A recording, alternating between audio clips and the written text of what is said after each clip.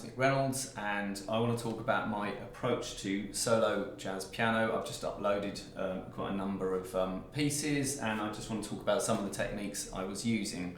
I will start uploading more specific tutorials on actual techniques, but I just wanted to give an overview of some of the sort of ideas that I was exploring in the pieces.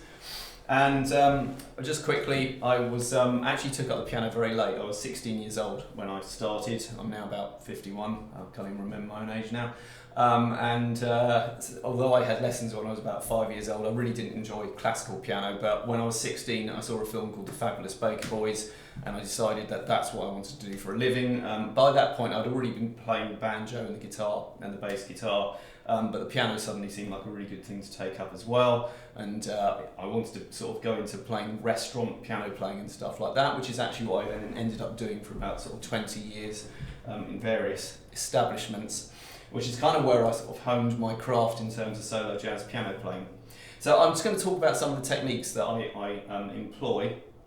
One of the main things when you're talking about solo jazz piano, of course, is the left hand and what the left hand can do. So I have a number of influences, and I started learning jazz piano in the 1990s really, so or sort of just late 80s, 90s, so there was no YouTube and there were no jazz theory books that I had, so I learned entirely from just listening to various people like Bill Evans and Fats Waller, interestingly, Oscar Peterson, a number of them. Then I went to college, which I now still teach at, which is now the University of Chichester, in 1990, and I started having some jazz piano lessons. After that, I did start then studying theory, so theory for me came way later than actually learning how to play jazz piano, which I think was quite a useful thing in the end. And in fact, I got really sort of over the top with the theory at one point, and it virtually sort of stopped me being able to play. I got so sort of like wrapped up in all of the different scales. So eventually I kind of had a bit of a breakdown in terms of actually being able to play, and I discovered Kenny Werner, Effortless Mastery, and I got more into the kind of spiritual side of jazz. And then after that I started sort of finding my own voice really as a piano player. And one of the things I want to sort of talk about really is what I call the magpie technique, which is literally piecing together stuff that you genuinely like as a musician and then putting it into your own vocabulary. So just in terms of what I do as a solo jazz piano player, the first one was stride. So I started off learning much more early jazz styles, and I listened to a lot of kind of Fats Waller when I started learning jazz. So I've created, now I'm not a very good, like one of the incredible sort of stride piano players that goes all over the place, but I do this.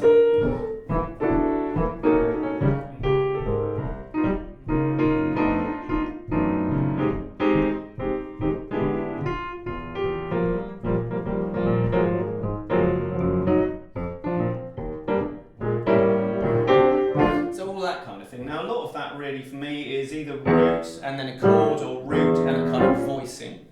Or I can do, so the voicings, the sort of typical kind of jazz piano voicings, but I also do a lot of kind of fifths as well, so I'll often do things like that.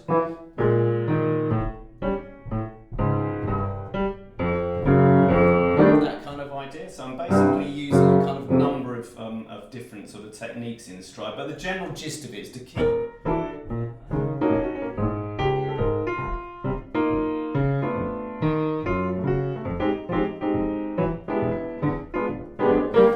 keeping that kind of thing going, umpar sort of sound. And I enjoy doing that. I can do that very, very slowly or slightly quicker. If it starts going much quicker, the piece, then I have to kind of resort to other techniques. So there are a number of other sort of devices that I was using. I also learned off Erroll Garner, the jazz pianist Erroll Garner, and he has an extremely kind of unique way of playing with his left hand, which just involves this kind of chugging motion.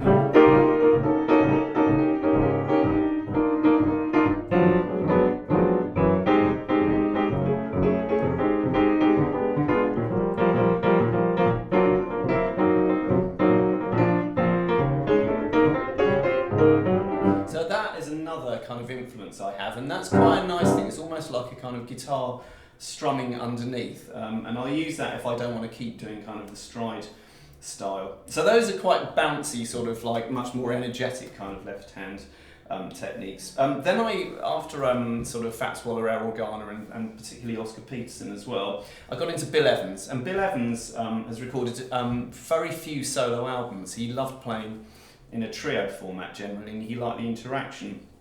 So when Bill Evans was virtually made to do a solo album, it's quite a melancholy one, Bill Evans Alone, which I had and I listened to quite a lot.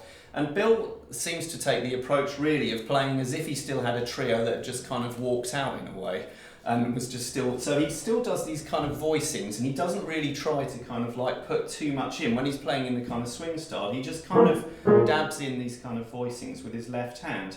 So, and I find that quite useful. So if I'm playing with a trio, I tend to do the usual sort of thing of playing, you know, these kind of voicings constructed of kind of third, seventh, and then colour tones, and a very minimal amount of movement.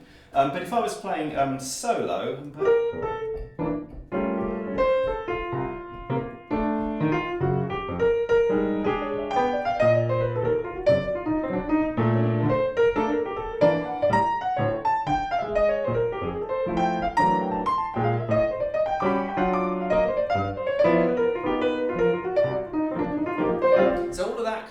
basically just using root notes and sort of occasionally dabbing them in. So I might play something like just the voicing and then just come down to the root, or I might play the root and then come up to the voicing, or sometimes not at all. I also do a lot of kind of just sevenths in this hand, more like kind of Bud Powell in a way. So you get that.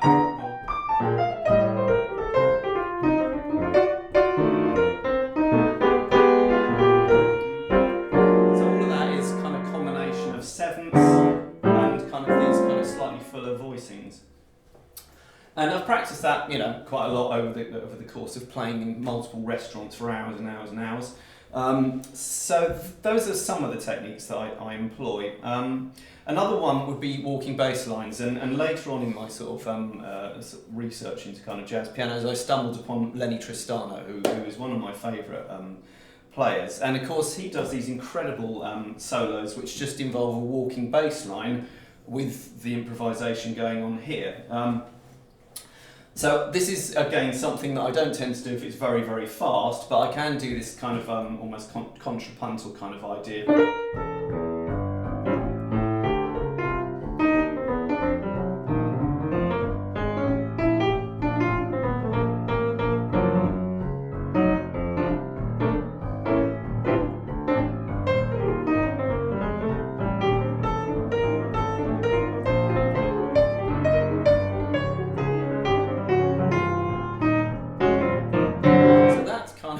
Sort of like working against a constant walking bass line. Now again, without going into the sort of details of walking bass, as a bass player I just simply transferred what I've kind of learnt into the piano itself. But I use some fairly basic techniques, just chord tones, chromatic kind of passing notes, you know, fairly cliche kind of things. And it's just a question of sort of practicing until you can kind of separate, I suppose, the two sides of your brain out, and the right hand can go off independently. Another technique I do if it was going much quicker would be just to play on the root and the third. So in this instance, if I'm doing something like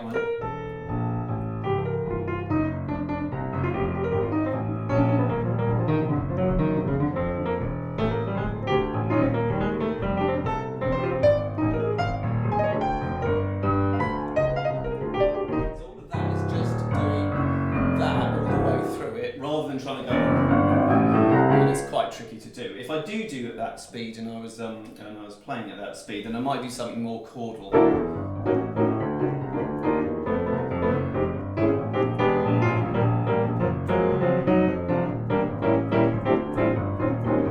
So that's another kind of way of negotiating faster tempos if you are doing solo jazz piano. Then there's another album which really grabbed me, and I learnt a lot from that, and this is Keith Jarrett. And Keith was very ill and for a certain amount of time, and when he started recovering, he made an album called The Melody at Night With You, which is an absolutely stunning album of ballads. And rather like Bill Evans, Keith is incredibly good at this kind of inner voice that he puts in, so a lot of kind of things like this.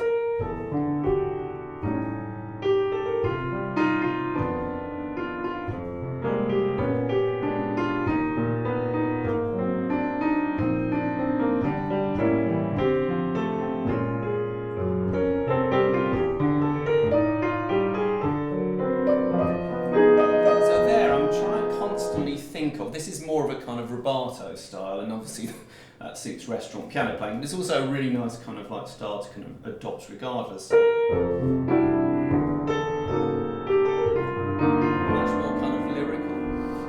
And there I'm trying to think constantly of a kind of inner voice, if I can do, alongside the bass note and the melody itself. And if you listen to it, the melody in Night at You, a lot of it sounds quite simple for Keith Jarrett, who often goes on these absolutely extraordinary sort of like excursions of improvisation, but he's kind of quite stripped down to sort of the bare minimum. But actually, the playing, if you actually transcribe the inner voicing that's going on, is phenomenal. And in fact, I'd cite another performance that he does, Danny Boy, if you look that up on YouTube and listen to what's going on in the sort of middle of the harmony, it's absolutely stunning. So I learned a lot from listening to Keith Jarrett. The other thing is reharmonisation. So the thing that I particularly love in terms of jazz piano is the ability to kind of reharmonise. And obviously I'm a bass player as well, and I love playing kind of like solo bass stuff, but you're kind of limited on the bass. But with a piano I've got the whole kind of palette to kind of work with. Now on some of the tracks, I just want to talk about what I was doing in terms of an approach. There'll Never Be Another You, the slower version of that. What I was actually doing was using parallel harmony, and this is one of the things I really enjoy. So one of the techniques I quite like using is just a root, octave, fourth and fifth. So something like Stella is going to sound like that, which is fine and reasonably good, but there's all sorts of interesting things you can do. If I just play a root and a fifth in the left hand whilst playing that, we get this kind of sound.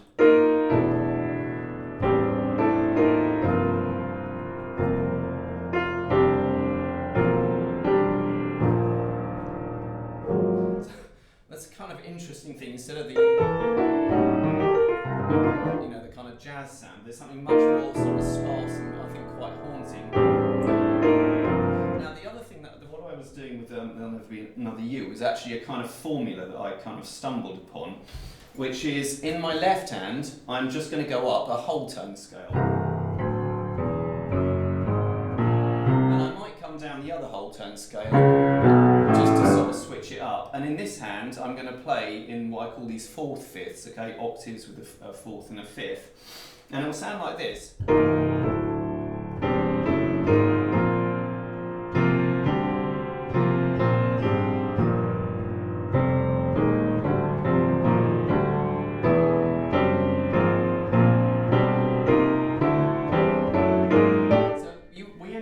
Quite sort of accidental harmonies, and that's what I was doing with Another You. And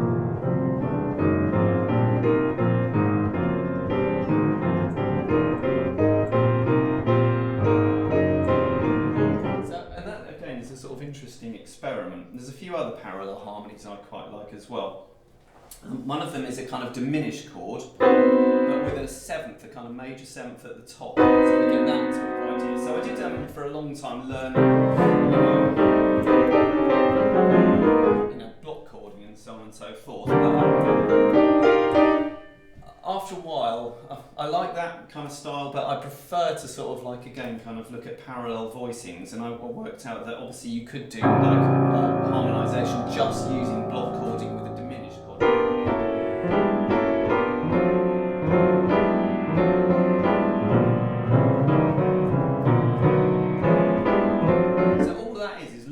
Just doubling the top note of the diminished chord with my thumb and kind of rolling onto it, and just using these kind of diminished seventh chords.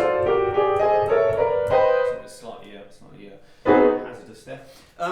That's another technique I like, and weirdly that came out of Dudley Moore, who was a comedian and also a very good jazz piano player, and I remember him playing a piece where he started playing in that diminished kind of style.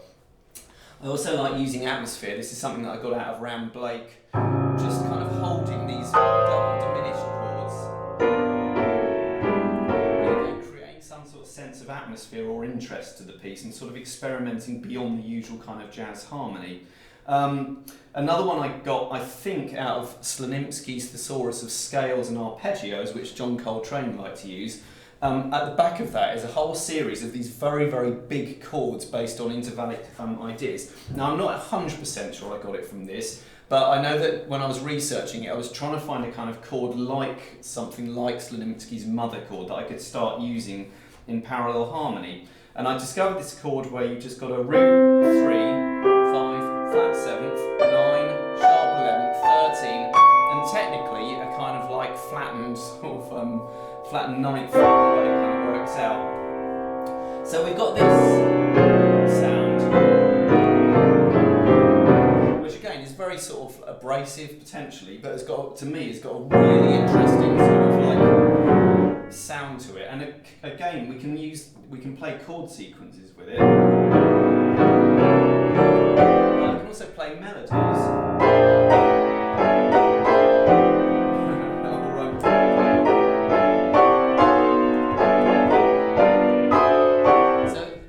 Spent a whole summer kind of like getting these voicings down and playing in, you know, all the 12 keys and sort of like developing a series of exercises again, so I can actually just play just using those parallel voicings. A kind of final point that I use when I'm thinking about solo jazz piano is just something I think that Marion McPartland, who was another great jazz piano player, said in an interview. I think it's in a book called The Great Jazz Pianists. But she said she's got to a point where she feels like she can just literally put her hands down on a chord and she knows enough to be able to sort of get these kind of lovely voicings without really thinking too much about them. This relates a little bit to the Lydian chromatic concept of tonal organisation and the idea of a chord mode, the mode and the chord being a kind of interchangeable unity. So instead of like worrying about the third and the seventh and all the rest of it, which is important, but if you want to sort of get out of that, actually thinking of the entire mode as a sort of potential chord. So there, when I'm playing with this kind of idea, I might like add as many notes as I can get in.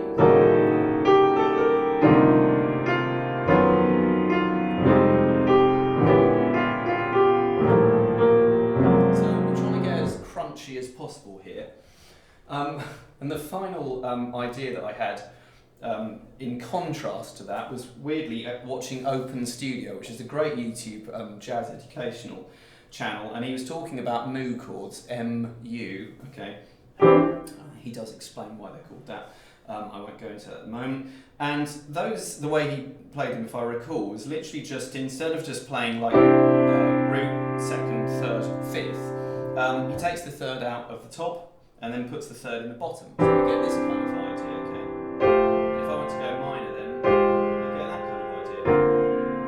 And as soon as I heard that, I wanted that in my vocabulary because I thought it was a really nice contrast to some of the other much bigger kind of voicings I was using. So again, I spent the summer going right around the cycle of chords, trying to make sure I can do them all in minor keys and various things like that, and then start incorporating them into this kind of language of harmony. So really those are the kind of ideas that I was actually exploring when I was doing jazz piano. I'm going to do a separate video on my principles in terms of how I actually solo with the right hand, but hopefully that gives you some insight into how I was actually sort of like thinking in terms of my left hand techniques, and particularly kind of how I think about not necessarily reharmonisation, but expanding the kind of ideas of harmony in terms of solo jazz piano playing. And trying to find my own voice around all these kind of different influences. I will quickly say there's a big hats off to Thelonious Monk as well, and his devotee, I suppose, Stan Tracy, who is the kind of British equivalent. The idea of dissonance and stuff like that is something that has always really fascinated me about jazz, and I'm always delighted to put in very kind of like harsh chords, and that definitely is sort of like a Monk influence. Anyway, I hope that was useful, and I will upload some more videos on other kind of things to do with jazz piano. Thank you.